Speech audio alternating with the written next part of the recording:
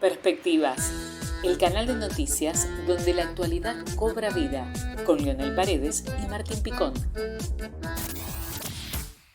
Nuevamente, bienvenidos a Perspectivas Noticias. Mi nombre es Leonel Paredes y que me acompaña Martín Picón. ¿Cómo estás, Martín? Muy bien, Leonel, tenemos un invitado muy especial, ¿no? Tal Un cual, tal colega. cual. Es Gabriel Ventasgal, periodista, es argentino, periodista que vive en Israel hace más de 30 años. ¿Cómo estás, Gabriel? Buenos días acá en Argentina. Buenas tardes allá. Un placer a ambos. Saludos a ambos. Bueno, Gracias, colega, periodista, la verdad que un placer, Gabriel, tenerte y bueno, mejor que nadie poder contar un poquito qué está pasando en Israel. Primero, ¿cómo te enteraste de esta locura que se está viviendo allá? Si recordás ese 7 de octubre. Mira, yo estaba con un grupo de extranjeros y eh, mm, tenía que levantar con ellos a eso de las 7 y algo de la mañana y como soy un consumidor de noticias habitual, empiezo a escuchar de una lluvia de cohetes sobre Israel y por otro lado, penetración de terroristas en Sderot, que es una ciudad que está al lado de la Franja de Gaza. Lo primero que hice fue llamar a mi hijo, que no me atendía el teléfono, porque si penetraban terroristas podían haber llegado perfectamente a mi ciudad. Y él se había quedado dormido en la casa de su novia, o sea que eso por un lado. Y por otro lado, mi hija, que está en el ejército, pero que no estaba en la Franja de Gaza. O sea que lo primero fue, mientras que escuchaba las noticias, asegurarme que todo en mi familia estaba en lugar seguro. Y lo segundo es una incredulidad, porque el convencimiento del israelí promedio es que tenemos un servicio de inteligencia buenísimo y que la imagen que les gusta tener a los israelíes es que son todos los agentes de seguridad parecidos a Dorón de Fauda, de la serie de Netflix. Tal cual. Y de pronto ver que tantos terroristas conquistan ciudades israelíes y transmiten para cadenas de televisión desde adentro de las zonas conquistadas es un shock emocional duro. Gabriel, estos casos de este tipo de accionar del terrorismo me hace acordar mucho de lo que pasó en Vietnam en su momento, ¿no? Con los túneles y que Estados Unidos no pudo con ellos. También han pasado situaciones similares de guerrilla en Guatemala. Bueno, son nuevas experiencias en ese tipo de avance terrorista. Faltó, ¿qué consideras que pasó? Faltó de parte del gobierno israelí, no sé si conocimiento, sino un seguimiento en los últimos años. Yo lo que creo que el factor fundamental fue, faltó pensar en el idioma del agresor. Cosa que uno podría decir, bueno, es un problema israelí. No, es un problema a nivel mundial. La mayoría de los medios de comunicación cuando hablan del Medio Oriente tampoco piensan de la misma forma que se piensa acá. O sea, te voy a dar un ejemplo. Se traduce un conflicto tribal religioso a un conflicto territorial como si todo fuese por ocupación, y esa es la razón fundamental de la gran mayoría de periodistas o de analistas. Los conflictos en el Medio Oriente son religiosos y son tribales. Más aún, si la persona que habla en general no sabe de religión y no sabe de tribus, yo en general cambio de canal. No lo escucho. Para mí no tiene ningún tipo de... No habla el idioma del Medio Oriente. Entonces, ¿cuál es el idioma del Medio Oriente? Bueno, los israelíes, que son un país democrático y que piensan de manera occidental, tenían 3 parámetros cerrados. El primer parámetro que decía, no puede ser que nos ataquen. Si en las últimas 3 contiendas bélicas fuimos muy superior desde el punto de vista militar, no tiene lógica que te ataquen. Segundo, no tiene lógica que te ataquen si nosotros le estamos permitiendo la entrada de 20.000 trabajadores diarios de la Franja de Gaza. Si están económicamente bien, no tiene lógica que te ataquen. Tercero, no tiene lógica que te ataquen si hay una valla de seguridad súper tecnológica, de gran calidad, que evita que penetren desde afuera. Y además es cúpula de hierro que derriba los cohetes. No tiene lógica tecnológica que te ataque.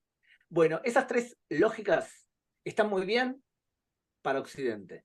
pero el Hamás no piensa de forma lógica occidental. El Hamás piensa que hay que crear un califato y hay que destruir a todos los judíos y a todos los cristianos que hay en el Medio Oriente cuando no se someten al Islam, y por lo tanto, por más que ustedes piensen que es muy lógica, nosotros vamos a tirar la valla de seguridad abajo, vamos a matar a los militares primero en las bases militares y después vamos a ir por los civiles a asesinarlos y a degollarlos. La lógica occidental está muy bien. Si fuese un conflicto entre Suiza e Italia, pero es un conflicto del Medio Oriente, y por lo tanto es muy importante hablar el idioma del Medio Oriente. Sí, el Perfecto. fanatismo, estamos hablando, ¿no? La lógica, no puedes comparar, no puedes utilizar la lógica para el fanatismo. Hubo declaraciones de los líderes de Hamas sobre también conquistar o atacar el territorio español por considerarlo también territorio sagrado islámico. Esto, Europa se está preparando también, ¿no está tomando esto como una señal de alerta a lo que está pasando en Israel, o sentís que Europa no está actuando como debería ser? Mira, la diferencia con ISIS o Al-Qaeda es que Hamas tiene un problema con Israel y piensa que Israel es su víbora y quieren crear un califato dentro de lo que es Israel, Palestina, Jordania. El Qaeda-ISIS piensa que todo Occidente es confusión y pudredumbre, y por lo tanto hay que cortarle la cabeza a la víbora, y la cabeza es Estados Unidos y Europa. Entonces, el problema que hay en Europa ahora es que, al igual que ISIS, cuando ISIS empezó a hacer atentados show mediáticos, empezaron a convencer a otros radicales islámicos de Europa que era buena opción imitar a sus hermanos de ISIS. Y empezó una ola de atentados terribles en Europa durante el año 2015. Una de las razones por las cuales Europa apoya tanto a Israel hoy, los gobiernos, no la población, los gobiernos, es porque tienen miedo, y tienen razón en tener miedo, que empiecen los imitadores en Europa a copiar el éxito de Hamás. Y si te acuerdas, el mismo día que ocurrió la masacre del 7 de octubre, hubo un atentado contra hinchas de fútbol en un partido en Bélgica. Entonces, es ese momento donde Occidente dice, muy bien, nosotros ya aprendimos, vamos a apoyar a aquel que combate contra el radicalismo islámico, en este caso Israel. Creo que eso sí lo entienden. Aunque no es exactamente la misma ideología, por diferencias tácticas entre Hamas e ISIS. Los dos sí quieren imponer un califato y los dos consideran que toda la cultura occidental es lo que se dice en árabe jahiliya, infección de Occidente. Los que infectan a nuestra cultura musulmana son los cristianos y los judíos, y por lo tanto hay que erradicarlos o bien someterlos. Gabriel, detuvieron a un terrorista no sé si era de Hamas o Hezbollah, en Brasil. La policía, bueno, aeroportuaria de Brasil lo detuvo y bueno, tenía, o sea, está confirmado que tenía contactos obviamente, con estos grupos terroristas. ¿Vos pensás que acá en América Latina, en Argentina, bueno, qué sé yo, Brasil, Chile, Uruguay, se puede dar de la misma forma que estás justamente contando de Europa y de Estados Unidos? O, más allá que nosotros ya tuvimos 2 atentados, esperemos que no, pero ¿se podría penetrar acá el Hamás o vos lo ves inviable? Todo grupo radical islámico que penetra en sociedades occidentales tiene 5 pasos. 1, da'wa, acción social, crear centros comunitarios y convencer a cristianos de convertirse al Islam. Segundo nivel, ocupar espacios públicos para que se note que el Islam está presente. 3, a crear una autonomía y no respetar al gobierno central, sino solamente al imán que dirige tu comunidad. 4, atacar físicamente a aquellos que no cumplen las reglas del Islam, pero que son musulmanes. Especialmente se ve en violencia hacia las mujeres. 5, atacar a los judíos y a los cristianos por considerarlos portadores de la jahiliya, de la infección de Occidente. Si tomamos en cuenta esos 5 pasos desarrollados en un libro sensacional llamado Londonistan, entonces vemos que Europa está en el nivel 5. Pero ¿dónde está América Latina? Bueno, América Latina está en el nivel 1 y 2. con la diferencia que América Latina ya debería haber entendido qué significa radicalismo islámico, porque ya lo vimos en otros lugares del mundo. Y sin embargo, permiten la penetración de radicales sin grandes problemas. Te voy a dar un ejemplo concreto. Un equipo de fútbol de Argentina, el Boca Juniors, deambulaba con una camiseta publicitando a Qatar, y Qatar es quien financia al Hamas. Qatar es un país súper radical islámico, que tiene una televisión súper radical islámica, y Boca legitima a un país que fomenta el terrorismo a través de poner su publicidad, pero Boca le queda chico frente a la FIFA, que le dio a Qatar organizar un mundial de fútbol. Bueno, lo mismo con el Barcelona pasó, que Tal también cual. Yo Barcelona, capacito a fuerza de seguridad en Europa. Me llevaron a hablar con la gente del Barça. Yo les expliqué quién era la Fundación Qatar, que le pagaba el sueldo a Yusuf al-Qaradawi, el principal instigador radical islámico sunita, a los cuales me respondieron: ¿querés comprar a Neymar? En esa época el Barça estaba coqueteando con la idea de comprar a Neymar. Yo le dije, por supuesto que sí, soy del Barça.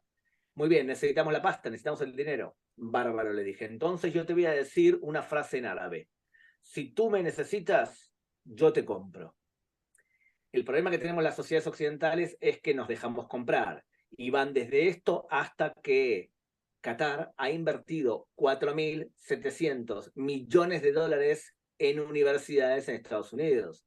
Por lo tanto, no te extrañe que estas universidades sean los principales instigadores de apoyo a Hamas, que es el protegido de Qatar. en The Economist una nota que decía cómo los países árabes y el Islam están cada vez profesionalizando más en el fútbol, en el básquet y en diferentes deportes, justamente para, a ver, te lo resumo obviamente, para invertir dinero ahí, comprar jugadores, hacer un deporte de élite y justamente con eso, por abajo, financiar a estos grupos terroristas. Justamente, o sea, todo concentra en lo que estás diciendo. Y en el caso de América Latina, tienen un agregado suplementario, y es que el chiismo en América Latina sí penetró fuerte. Y ustedes tienen a 10.000, más o menos, según la CIA, chiitas deambulando por el continente con pasaporte venezolano. Tenemos que Hezbollah le está lavando dinero a los narcos, está ganando unos 400 millones de dólares, y en el Líbano y en Siria se fabrica la droga más problemática que hay ahora en el Medio Oriente, que seguramente va a llegar a Argentina o a América Latina. Se llama Captagón. Es una droga sintética que es la droga de los yihadistas.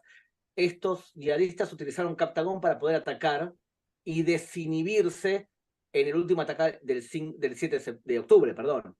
¿Cómo es esa droga? Es una droga sintética que lo que hace es desinhibirte, y la llamaba la droga yihadista porque la utilizó Hezbollah para luchar contra ISIS. Entonces Hezbollah es el principal productor, igual que Assad, de esta droga, y por eso la Liga Árabe lo quiso meter adentro a la Liga Árabe a Assad, para que deje de fabricarle droga e intentar contenerlo desde adentro. Ahora, ¿qué tenés? Tenés entonces América Latina. Tenés algunos políticos que son comprados por Irán. Luis de Lía, Pablo Iglesias en España. Tenés un medio de comunicación llamado Hispan TV que te traduce la ideología chiita en castellano. Tenés alianzas con grupos como mapuches, araucanías y demás, y tenés el lavado de drogas y el lavado de efectivos. Pensar en la posibilidad de un ataque nuevo en Argentina es completamente lógico. Y voy a explicar por qué. Porque Irán, cuando se pelea con Israel o con otros y no quiere responderle a Israel de forma directa porque no puede, porque no tiene la capacidad militar para eso, ataca donde piensan que lo pueden hacer sin ser castigados. Y si yo te volé la embajada de Israel en Argentina, y luego te volé la AMIA, y luego desapareció el fiscal general, puedo llegar a pensar que ese país es un poco impune. No, y hace poquito vino un avión iraní que estuvo acá, que hizo escala y no se sabe todavía. Venezuela. Exactamente. Y no se sabe bien qué pasó todavía. Exactamente. Cuando me preguntaron a mí, por ejemplo, de... Estuvieron ahí en Canning toda la tripulación. Perdón. Le dije, miren, pueden haber sido un montón de cosas. Pueden haber bajado drogas, subido efectivo, bajado gente, un montón de acciones bélicas, porque es complicado en América Latina prevenir, con las fronteras que tenemos y la falta de intención de los gobiernos, prevenir algo así. Y además es casi imposible. ¿Cómo puedes evitar que un venezolano que no hable una palabra castellano, que llegó de Siria hace 3 días, penetra en tu país, lo puedes evitar. Suficientes problemas tiene la República Argentina o otros países para poder luchar contra la delincuencia, el tráfico de drogas, o para poder pensar en terminología yihadista. Tengo una consulta. Estos grupos que han venido mucho en Latinoamérica y en Europa también están, realmente que vienen de África, islámicos, y que se dedican a la venta en la calle a través de los manteros, ¿no? Que en Europa lo ves muchísimo. ¿Puede llegar a esconder justamente grupos terroristas? Mira, no creo. Los inmigrantes que vienen a Europa y que se dedican a la venta de manteros y demás, no están preocupados especialmente por eso. Lo que sucede es que primero hay que tener en cuenta varias cosas. Primero, en el Islam tradicional, la emigración, llamado en árabe la hijra, basada en la experiencia de Mahoma, es algo positivo. O sea, si vos sos argentino y te vas a vivir a otro país, la connotación es negativa, estás dejando tus raíces. En el Islam tradicional, irse para poder convencer a otro de la única verdad es visto como algo positivo. Entonces, el tema es que una persona llegue con una visión moderada y para sobrevivir en Europa y después se radicalice, no siempre ellos. Casi siempre los que se radicalizan son sus hijos, hombres, principalmente también influidos porque ven a sus hermanas occidentalizarse y eso es una falta de honor a la familia. O sea, una niña, una hija de un familiar musulmán que se ve occidental es captada a veces por el hermano como una prostituta y por lo tanto se radicaliza él. Gabriel, vos estuviste en la frontera de Gaza, perdón, en Gaza, no en la frontera, en Gaza mismo. Nos has contado fuera del aire que has entrevistado justamente a líderes de Hamas. Contame un poquito, también no fue ahora, pero fue hace unos años. Contame un poquito cómo, o sea, cómo piensan, qué es lo que, o sea, cómo están allá en Gaza. Porque la verdad que, las imágenes que se ven parece extremadamente una miseria absoluta. Y sí es verdad bueno, obviamente que sí, que obviamente se esconden bajo hospitales, tienen sus búnker bajo las mezquitas y demás, que bueno, Israel supuestamente no ataca a esos centros, o sea, hospitales ni mezquitas.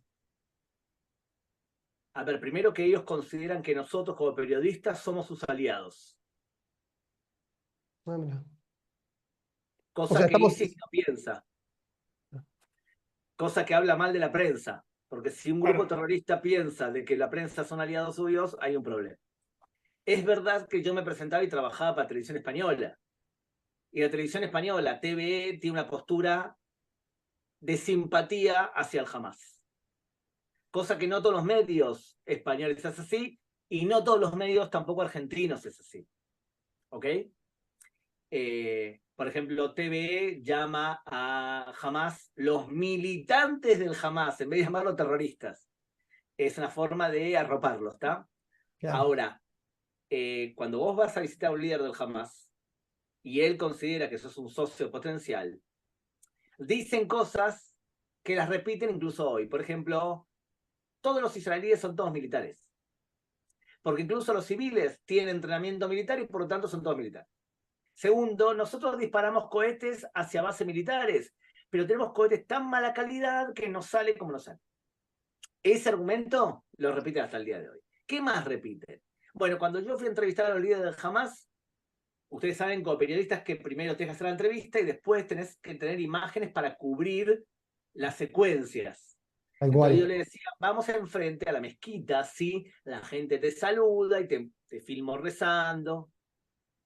Me dice, no hay ningún problema. Llamaba a la mujer y a otras mujeres y a niños y cruzamos todos juntos hacia la mezquita. En otras palabras, estaba utilizando a las mujeres y a los niños como escudos humanos. Estos patrones de conducta se repiten constantemente. Ahora, Gaza, como ciudad, tenía su barrio rico, ¿está bien? Cerca del puerto. Y la dirigencia del Hamas no vive en la Franja de Gaza, vive en Qatar, en Turquía, y son hipermultimillonarios. El hecho de esconder las centrales de Hamas abajo de hospitales o en túneles era algo hiperconocido. La central de Hamas en el hospital Shifa de la Franja de Gaza está allí desde el año 2009. Esos son patrones de conducta que se repiten, no han cambiado demasiado. Sí. Te quiero consultar sobre el papel de Naciones Unidas justamente en todo lo que es la lucha contra el terrorismo, no solamente específicamente con esto de la guerra de Israel, ¿no? Durmió en la diplomacia de Naciones Unidas cuando tendría que haber tenido una acción más puntual y efectiva contra los grupos terroristas. En América Latina tendemos a valorar a las Naciones Unidas porque consideramos que es un ente que debería representar la bondad en el mundo. Pero las Naciones Unidas es un conjunto de 193 países, de los cuales 2/3 partes no son democráticos. Entonces tenés ahí una alianza islamofascista problemática. En el conflicto del Medio Oriente específicamente, el papel de la ONU no es que fue neutro, fue negativo. Te voy a dar un ejemplo. Todo refugiado del mundo está acogido y protegido por ACNUR. Los palestinos tienen una ONG llamada UNRWA, que es particular para los palestinos. Ellos establecen que el estatus de refugiado según UNRWA es diferente, o sea, vos podés heredar el estatus de refugiado según UNRWA. Y han gastado 40.000 a 45.000 millones de dólares en los palestinos desde hace 70 años. Le podían haber comprado a cada familia una casa, un jardín, un auto y que les sobre dinero para poder construir infraestructuras educativas. ¿Qué han hecho? Regalar el dinero, corromperse como organización, cuando dentro de las escuelas de la UNRWA estudian 280.000 niños palestinos de Gaza y ellos estudian en escuelas de la UNRWA que algún día van a regresar a Tel Aviv y que van a crear un estado en donde el yihadista sea el ejemplo a seguir. Eso se estudia en escuela de la UNRWA y la UNRWA pertenece a la ONU. Por lo tanto, ¿qué papel tuvo la ONU en todo esto? Y nefasto. Por lo tanto, no hay que sorprenderse que un tipo como Guterres venga y diga, bueno, hay que analizar por qué el Hamas hace lo que hace. No, querido, Hamas hace lo que hace porque se quejó de la influencia occidental desde el año 1928, donde se crean los hermanos musulmanes. No tiene nada que ver con Israel. La violencia del Hamas no tiene que ver con una frontera, un asentamiento, una ocupación. No tiene que ver con eso. Tiene que ver con toda una visión de mundo que tiene que ver con una visión yihadista del mundo y del conflicto entre el Islam y las otras religiones.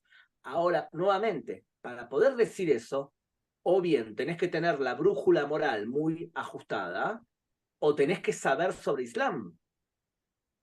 En el caso de Gutiérrez, yo no creo que no sepa sobre Islam.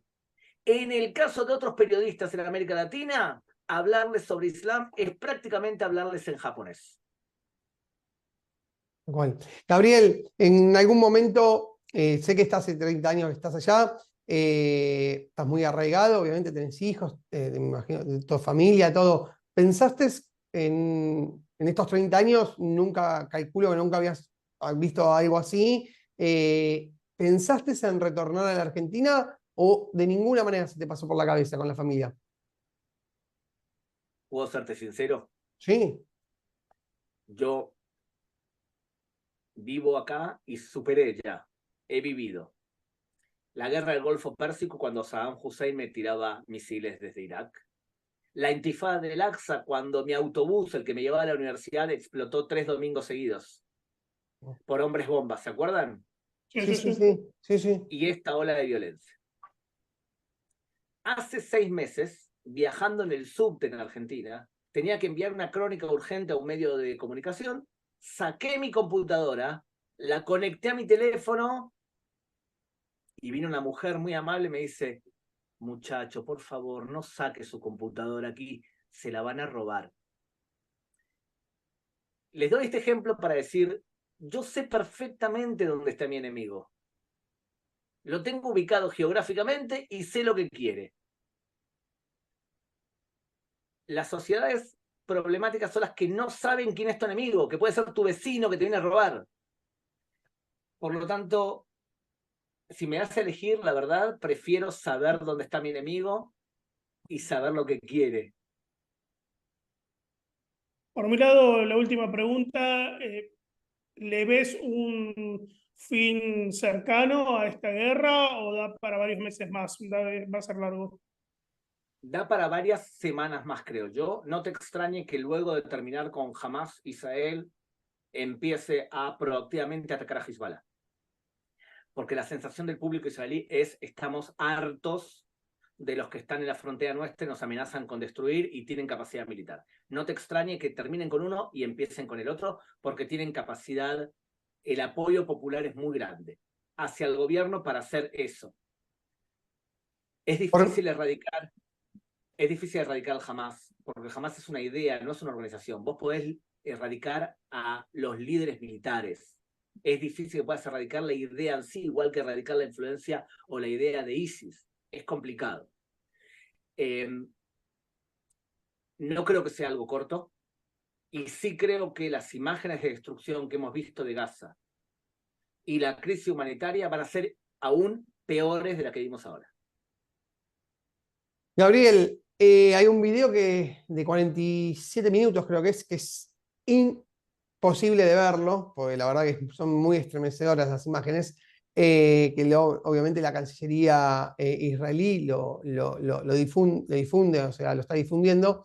Y, a ver, la última de mi parte es preguntarte cómo sale parado el primer ministro israelí. O sea, ¿vos creés que después de esto me imagino, van a empezar a rodar cabezas, porque van a empezar a buscar culpables, más allá bueno, obviamente de ahora de estar todos juntos? Creo yo que ya venía debilitado Netanyahu. Calculo bueno, ahora vos cómo lo ves, cómo ves la cúpula, o sea, bueno, o sea, el partido de Israel que está en el poder, que es obviamente ultra ortodoxo. Yo creo que el 7 de octubre murieron dos. Murió la carrera militar, política, de Benjamin Netanyahu. La cúpula militar va a tener que renunciar y Netanyahu también. Y el segundo que murió fue el campo pacifista en Israel. Las personas que opinaban que se podía dialogar con los palestinos y llegar a un acuerdo, y que eran representados en partidos políticos de centro-izquierda o de izquierda en Israel, no van a recibir votos en la Knesset.